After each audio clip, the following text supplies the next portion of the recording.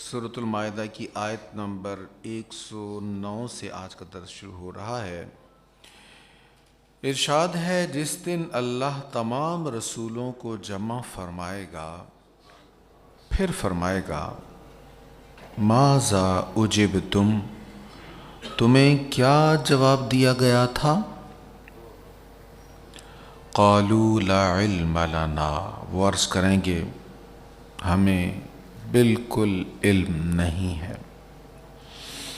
انک انت علام الغیوب، بے شک تو ہی تمام غیبوں کا جاننے والا ہے۔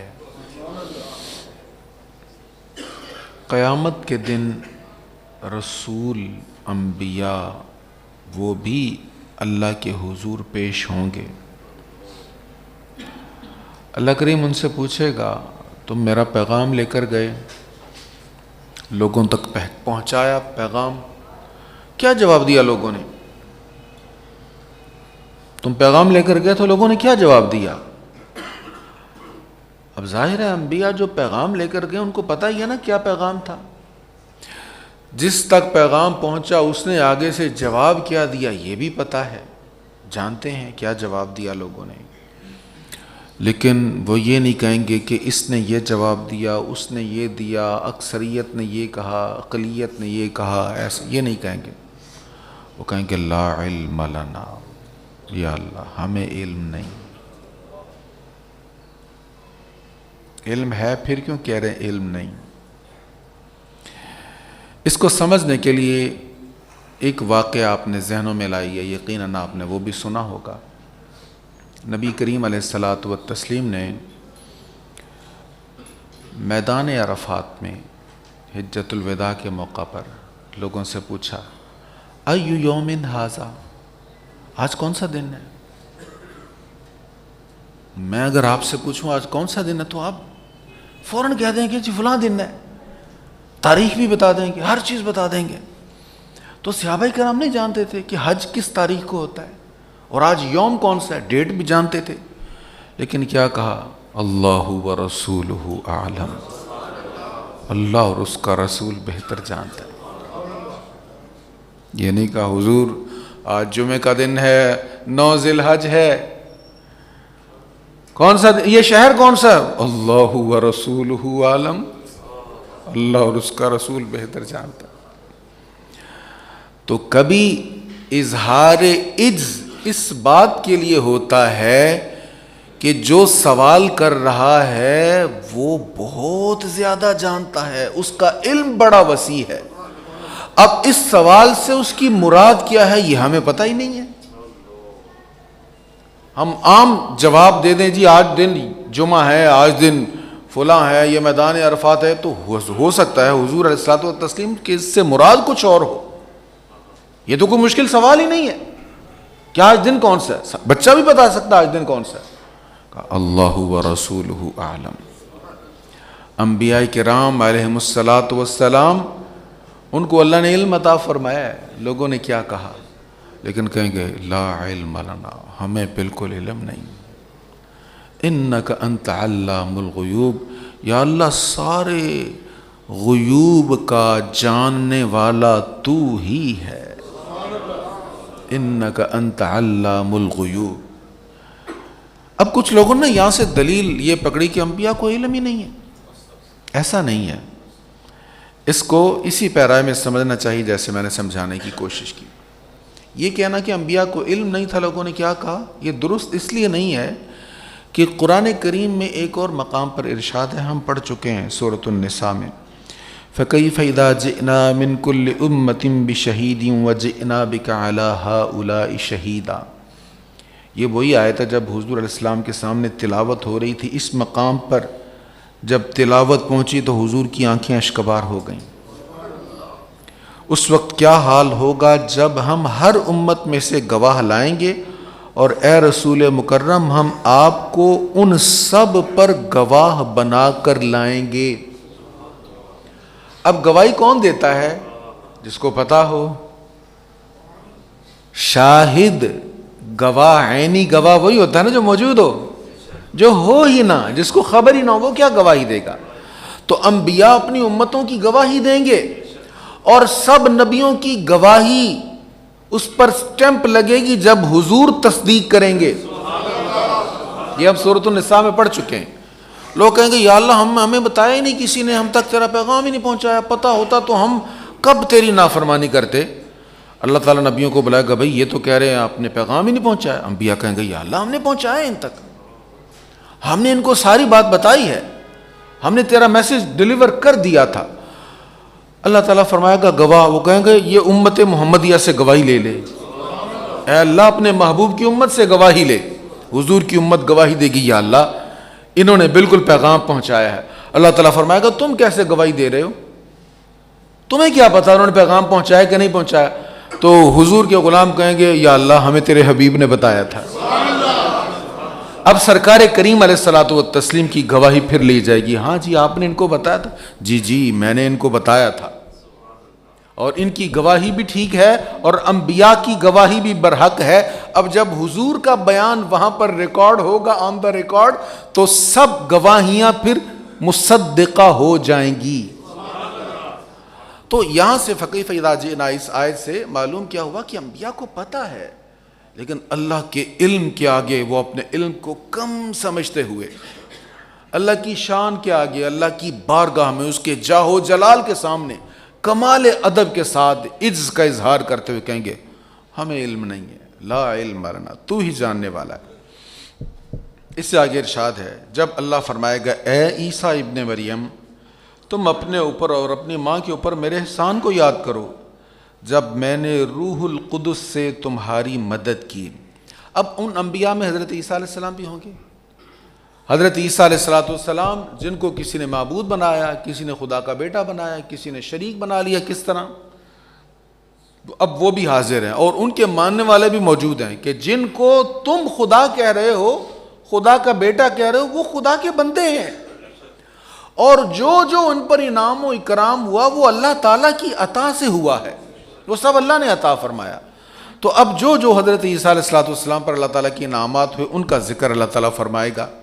ہاں یہ میں نے تم پر انعام کیا, یہ انعام کیا, یہ انعام کیا.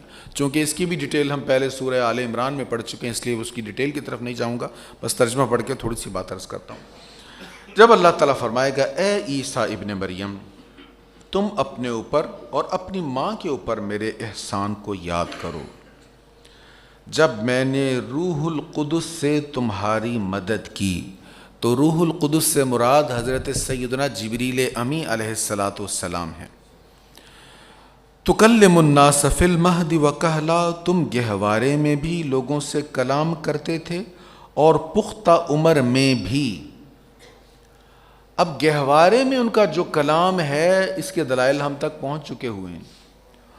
پختہ عمر میں انہوں نے کلام کیا تھا, کہلا کہولت والی عمر تک پہنچنے سے پہلے تو وہ آسمانوں پر اٹھا لیے گئے, اور عیسائیوں کے مطابق ان کو صلیب دی گئی, معاذ اللہ.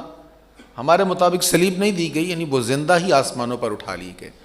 تو ہمارے ہاں بہت سارے ایسے لوگ ہیں جن کو پروموٹ کیا جاتا ہے, ان کی ذمہ داری یہ ہوتی ہے کہ آپ نے مسلمانوں میں ان نظریات کو فروغ دینا ہے جو ہمارے پسندیدہ نہیں ہیں. ان کو پروموٹ کرنے والے این جی اوز جو ان پر انویسٹمنٹ کرتی ہیں. آپ نے شاید یاد ہو ایک ڈکٹیٹر کے دور میں ایک میڈیا پر اسکالر آیا تھا اور ہر چینل پر اس کا پروگرام چلتا تھا. ہر چینل پر ایک عالم کا پروگرام, ایک سو کال اسکالر کا پروگرام ہر چینل پر چلنا. آپ بھی سمجھتے ہیں یہ اس کی طلب نہیں تھی, یہ لایا گیا تھا. تو ایسے لوگوں کو پروموٹ کیا جاتا ہے جو اجماع امت کے خلاف مسائل کو بیان کرتے ہیں. تو ان میں ایک مسئلہ یہ بھی بیان کیا جاتا ہے کہ ہاں ٹھیک ہے عیسائی جو کہتے ہیں واقعی عیسیٰ علیہ السلام کی وصال ہو گیا, وہ فوت ہو گیا, ان کو موت آ گئی ہے, معاذ اللہ. جو عیسائیوں کا عقیدہ وہ پیش کیا جاتا ہے. تو یہ قرآن مجید فرقان حمید کا جو لفظ ہے نا کہلا, یعنی آپ کہولت کی عمر میں بھی, آپ نے بچپن میں پالنے میں بھی کلام کیا لوگوں سے, اور کہولت کی عمر میں بھی, بڑی عمر میں بھی آپ نے لوگوں سے کلام کیا. تو بھئی بڑی عمر میں پہنچنے سے پہلے تو وہ آسمان پر اٹھا لیے گئے. اگر آپ قرآن کو مانتے ہیں تو اس کو ماننا پڑے گا کہ وہ واپس آئیں گے، پھر ان کی عمر وہیں سے بڑھے گی، کہولت کی عمر تک پہنچیں گے اور پھر لوگوں کو تبلیغ کریں گے، تب قرآن مجید کے اس لفظ کی تصدیق ہوگی۔ یہ کہلن لفظ چھوٹا سا لیکن پورا ایک نظریہ آئیڈیالوجی کو بیان کر رہا ہے۔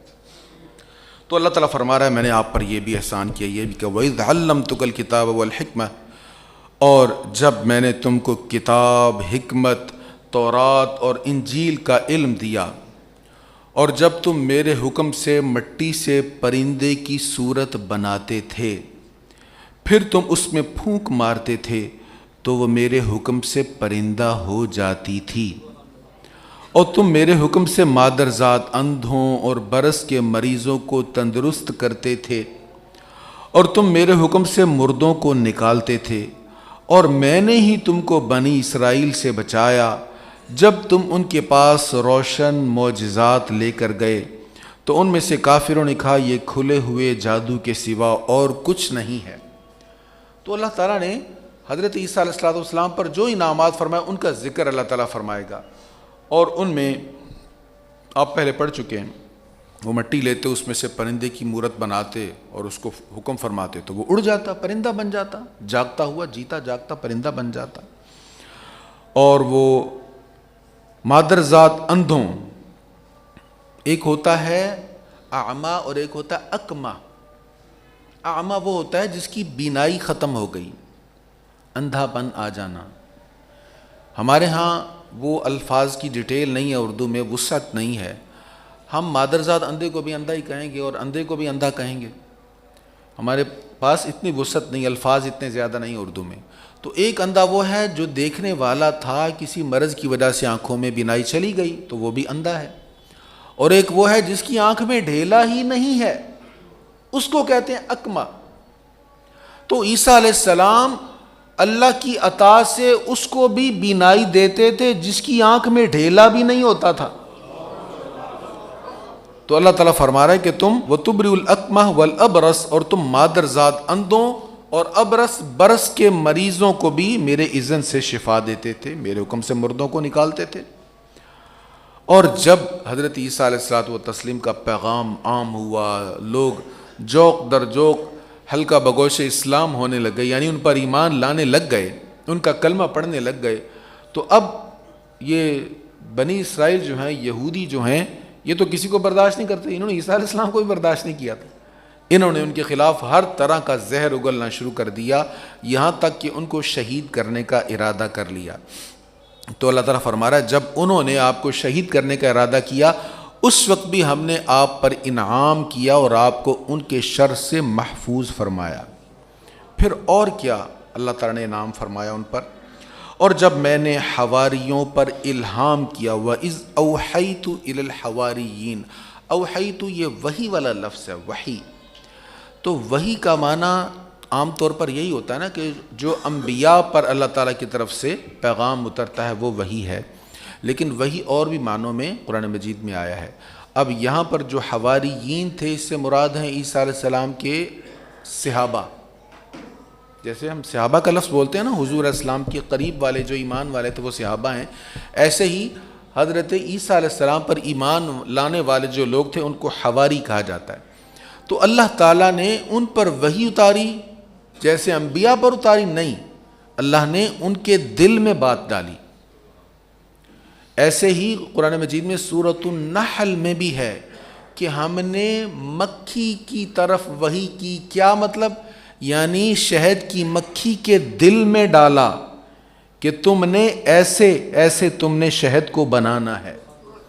تو یہ اس معنی میں دل میں ڈالنے کے معنی میں یہ معنی عام ہے۔ اب دیکھیں نا، ایک مادہ ایک بچے کو جنتی ہے، کوئی بھی مادہ آپ تصور کر لیں، اب وہ جنتے ہی نکلتے ہی ماں کے رحم سے آپ دیکھیں کہ اس کا بچہ فوراً اس کے تھن کی طرف جائے گا۔ اس کو کس نے بتایا کہ تیری غذا یہاں پر ہے؟ کس نے بتایا اس کو؟ یہ اللہ نے اس کے دل میں ڈالا ہے۔ بہت ساری چیزیں ایسی ہیں جاننے سے پہلے ہی، ہماری کوشش کرنے سے پہلے، ہمارے حواس نے بھی کام کرنا شروع نہیں کیا ہوتا، وہ اللہ نے دل میں ڈالی ہوئی ہیں۔ تو اللہ تعالیٰ نے فرمایا کہ میں نے آپ پر یہ بھی انعام کیا کہ آپ کے حواریوں کے دل میں نے بات ڈال دی، ان پر الہام کیا کیا کہ مجھ پر اور میرے رسول پر ایمان لاؤ، تو انہوں نے کہا ہم ایمان لائے، اور اے اللہ تو گواہ ہو جا کہ بے شک ہم مسلمان ہیں۔ اب یہاں پر ایک چیز میں عرض کر دوں، یہ ذکر کیا ہو رہا ہے؟ عیسیٰ علیہ السلام پر ہونے والے انعامات کا، یہی ذکر ہو رہا ہے نا کہ یہ بھی انعام ہوا، یہ بھی انعام ہوا، یہ بھی ہوا۔ اور یہاں پر کیا بیان ہوا آگے اسی تسلسل میں، اور جب میں نے آپ کے حواریوں کے دل میں یہ بات ڈال دی، ان کی طرف الہام کیا کہ وہ آپ پر ایمان لائیں۔ اب ان کے انعامات میں یہ کیسے انعام ہے؟ یہ بھی انعام ہے ان پر، عیسیٰ علیہ السلام پر، جو حواریوں کے دل میں یہ بات ڈالی، یہ کیسے انعام ہے ان کے حق میں؟ مفسرین کہتے ہیں دیکھیں، اگر کوئی بندہ کوئی دعوت دے، کوئی بات سمجھائے، اور جس کو سمجھا رہا ہے اس کی سمجھ میں آ جائے تو جس کی سمجھ میں ہی فائدہ اس کا ہے نا، لیکن جس نے سمجھایا اس کے سمجھانے سے کوئی سمجھ گیا تو یہ سمجھانے والے پر انعام ہے، یہ اللہ کا انعام ہے کہ تیری بات سننے والا کوئی ہے، تو نے کسی کو سنائی اور اس نے سن لی۔ تو یہ بات میں تھوڑی سی کھول کر اس لیے عرض کر رہا ہوں، یہ ہم سب کی رسپانسبلٹی، ذمہ داری ہے۔ اگر ہماری بات کوئی سننے والا ہے، ہمارے مشورے پر کوئی عمل کرنے والا ہے، یا ہماری بات کسی کے دماغ میں اترتی ہے، تو یہ اللہ کا آپ پر انعام ہے۔ اور جب کوئی انعام ہوتا ہے نا، اس میں پھر آزمائش بھی ہوتی ہے کہ اس انعام کو آپ نے اللہ کے رستے میں استعمال کیا یا اللہ کی مخالفت میں استعمال کیا۔ لہٰذا ہر وہ بندہ جس کو کوئی سننے والا ہے، جس کے فالوورز ہیں، چاہے عام زندگی میں، چاہے سوشل میڈیا پر، جہاں کہیں بھی اگر 4 بندے اس کی بات سننے والے ہیں تو یاد رکھے یہ اللہ کا انعام ہے، اور اللہ کے انعام پر شکر ادا کرنا چاہیے، اس کا غلط استعمال نہیں کرنا چاہیے۔ پھر ارشاد ہے، جب حواریوں نے کہا اے عیسیٰ ابن مریم، کیا آپ کا رب ہم پر آسمان سے خوان نازل کر سکتا ہے؟ حضرت عیسیٰ علیہ السلام نے اپنے ماننے والوں سے کہا نا بھئی آپ روزے رکھیں، 30 دن روزے رکھیں، اللہ تعالیٰ کو منائیں، اس کی عبادت کریں، اس کی رضا حاصل کرنے کی۔ انہوں نے روزے رکھے، روزے رکھنے کے بعد کہنے لگے اے عیسیٰ علیہ السلام، ہم نے آپ کے حکم کے مطابق عبادت کی جیسے آپ نے کہا تھا، اب ہم چاہتے ہیں آپ اللہ تعالیٰ سے ہمارے لیے دعا مانگے کہ آسمان سے ہمارے لیے ایک دسترخوان نازل فرمائے جس کے اوپر کھانے ہوں، کھانوں سے بھرا ہوا دسترخوان ہو، اور ہم اس میں سے اللہ تعالیٰ کی نعمتوں کو کھائیں۔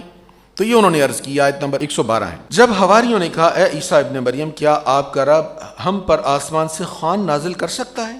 عیسیٰ نے کہا اللہ سے ڈرو اگر تم ایمان والے ہو، اتقوا اللہ، ڈرو اللہ سے۔ یہ کیسی ڈیمانڈ کر رہے ہو تم؟ کیا تمہیں اللہ تعالیٰ کی قدرت پر شک ہے؟ یہ تم ڈیمانڈ جو کر رہے ہو اس پر ڈرو اللہ تعالیٰ سے، یا پھر اس لیے کہا کہ تم نے عبادت کی، عبادت قبول ہے یا نہیں، اللہ سے ڈرو۔ یا پھر اس کا معنی یہ بھی ہو سکتا ہے کہ جو تم یہ ڈیمانڈ کر رہے ہو، تم سے پہلے آج تک کسی نے ایسی ڈیمانڈ نہیں کی کہ آسمان سے ہم پر خوان نعمت نازل ہو اور ہم اس میں سے کھائیں۔ بہرحال کوئی بھی معنی ہو، لیکن یہاں پر یہ بات اہم ہے کہ روزے رکھنے کے بعد جب وہ آپ کے پاس آئے تو آپ نے کہا تھا اللہ سے ڈرو۔ ہم روزے رکھنے کے بعد سمجھتے ہیں بس سارا کام نمٹ گیا ہے۔ نیت یہ کریں اللہ تعالیٰ آنے والا ماہ مقدس بھی نصیب کرے اور اس کا احترام بھی نصیب کرے، اور اس ماہ کا جو مقصد ہے پرہیزگاری، جب مہینہ چلا جائے تو پھر ہمیں پرہیزگاری بھی نصیب ہو۔ انہوں نے کہا اللہ سے ڈرو اگر تم ایمان والے ہو۔ تو آگے سے وہ کہنے لگے قالوا نريد ان ناكل منها وتطمئن قلوبنا، انہوں نے کہا ہم تو یہ چاہتے ہیں کہ ہم اس خوان سے کھائیں اور ہمارے دل مطمئن ہو جائیں اور ہمیں یقین ہو جائے کہ آپ نے ہم سے سچ کہا تھا اور ہم اس پر گواہی دینے والوں میں سے ہو جائیں۔ اصرار کیا ہمارا اللہ پر ایمان تو ہے، ہم مانتے تو ہیں، لیکن ہم اپنے یقین کو اگلے درجے تک پہنچانا چاہتے ہیں۔ اب ہم ایمان رکھے ہوئے ہیں آپ کے بتانے پر، اگر خوان نعمت نازل ہو جائے تو پھر ہم اپنی آنکھوں سے دیکھ بھی لیں گے اور خود اس کو کھا بھی لیں گے، تو ہمارے یقین کا درجہ اور بڑھ جائے گا۔ ہمیں عین الیقین حاصل ہو جائے گا. عین الیقین وہ ہوتا ہے نا جو آپ اپنی عین سے آنکھوں سے دیکھ لیں, وہ عین الیقین ہوتا ہے. تو ہم اپنے یقین کا, ایمان کا درجہ بڑھانے کے لیے عرض کر رہے ہیں. تو حضرت عیسیٰ علیہ السلام نے اللہ کی بارگاہ میں دعا کی. اب اس دعا میں وہ لفظ ہے مائدہ, اسی مناسبت سے سورت کا نام مائدہ ہے. قال عیسیٰ ابن مریم, عیسیٰ ابن مریم نے دعا کی, اللہم ربنا انزل علینا مائدۃ من السماء, اے ہمارے رب ہم پر آسمان سے کھانے کا خوان نازل فرما تاکہ وہ دن ہمارے اگلوں اور پچھلوں کے لیے عید ہو جائے. تکون لنا عیدا لاولنا وآخرنا, تاکہ وہ دن ہمارے اگلوں اور پچھلوں کے لیے عید ہو جائے اور تیری طرف سے نشان ہو جائے, اور ہمیں رزق عطا فرما, اور تو سب سے بہتر رزق عطا فرمانے والا ہے. اللہ نے فرمایا, بے شک میں اس خوان کو تم پر نازل فرمانے والا ہوں, پھر تم میں سے جو شخص اس کے بعد کفر کرے گا تو میں ضرور اس کو ایسا عذاب دوں گا جو تمام جہان والوں میں سے کسی کو بھی نہ دوں گا. خوان نعمت کے لیے انہوں نے دعا کی فرمائش کی, آپ نے دعا کر دی تو اللہ نے فرمایا ہاں نازل ہو جائے گا. لیکن اس کے بعد بھی اگر کسی نے شک کیا, اس کے بعد بھی اگر کسی کا ایمان پختہ نہ ہوا یا کوئی ایمان سے پھر گیا تو بڑی سخت سزا ملے گی. یہ کس لیے کہا؟ اس لیے کہ پہلے یقین تھا حضرت عیسیٰ علیہ السلام کی زبان پر, اب اس پہ بھی انکار کرتے تو اس کی بھی سزا تھی, لیکن اب یقین کا درجہ اگلا ہے. جو تم نے ڈیمانڈ کی تھی کہ یہ ملے تاکہ یقین پختہ ہو, اب پختہ یقین والی شے جب سامنے آ گئی, اب بھی اگر انکار کرو گے تو اب سزا بھی بڑی سخت ہوگی. اس لیے جیسے جیسے یقین پختہ ہوتا ہے اس پر عمل بھی پختہ ہونا چاہیے. ہمارے ہاں ہوتا یہ, ہم چھوٹے چھوٹے مسائل پر اتنی تحقیق کرتے ہیں, بال کی کھال اتار کر رکھ دیتے ہیں, لیکن سیدھا سا مسئلہ جس پر عمل کرنے میں کوئی اختلاف نہیں اس کی طرف نہیں آئیں گے. اچھا نماز پڑھنے کا جو فلاں طریقہ ہے اس میں اختلاف ہے, اس کی دلیل مضبوط ہے, اس کی دلیل سٹرونگ ہے, اس کی ایسے ہے ویسے ہے, اس پر بحث ہوتی رہے گی, لیکن نماز نہیں پڑھنی. نماز پڑھنے میں تو کوئی اختلاف نہیں ہے نا. تو جس چیز میں کوئی اختلاف والی بات نہیں ہے, جو پختہ چیز ہے, اس کو چھوڑ دینا زیادہ بڑا جرم ہوتا ہے. اس لیے اللہ تعالیٰ نے فرمایا وہ جب نازل ہو جائے پھر بھی تم جو انکار کرو گے وہ سزا دوں گا جو نہ پہلوں کو ملی نہ بعد والوں کو ملی. اچھا یہاں پر ایک اور چیز عرض کرتا چلوں. انہوں نے کہا کہ یا اللہ جب وہ نازل ہو جائے گا ہم پر دسترخوان تو وہ ہمارے اگلوں پچھلوں کے لیے عید کا دن ہو جائے گا, عید کا دن ہو جائے گا. قرآن نے اس کو بیان کر دیا, اور اس سے معلوم یہ ہوا کہ جس دن اللہ تعالیٰ کی کوئی عطا ہو, کوئی نعمت ملے اور اللہ تعالیٰ کوئی انعام خاص فرمائے تو وہ دن خوشی کا دن ہوتا ہے. عید کا دن اس کو کہا جا سکتا ہے خوشی منانے کے اعتبار کے حوالے سے. تو جب حضرت عیسیٰ علیہ السلام کی قوم پر ایک دسترخوان نازل ہوتا ہے جس کے اوپر کھانے ہیں, تو وہ دن ان کے لیے عید کا دن ہو سکتا ہے. تو جس دن وہ ذات آئے جس کے صدقے ساری کائنات بنی, جس کے لیے ساری کائنات کو سجایا, زمین و زمان تمہارے لیے, مکین و مکان تمہارے, چنین و چنا تمہارے لیے, بنے دو جہاں تمہارے لیے, دہن میں زباں تمہارے لیے, بدن میں ہے جاں تمہارے لیے, ہم آئے یہاں تمہارے لیے, اٹھیں بھی وہاں تمہارے لیے. اور معاشر کے میدان میں کیا ہوگا؟ خلیل و نجی, مسیح و صفی, سبھی سے کہیں بھی بنی, یہ بے خبری کہ خلق پھری کہاں سے کہاں تمہارے لیے. جو مقصود کائنات آقا ہے, جس دن وہ تشریف لائیں وہ بھی خوشیوں والا دن ہے, وہ بھی عید والا دن ہے. اللہ ہمیں قرآن مجید کا صحیح فہم نصیب فرمائے, اس پر عمل کرنا نصیب فرمائے. وآخر دعوایا ان الحمد للہ رب العالمین.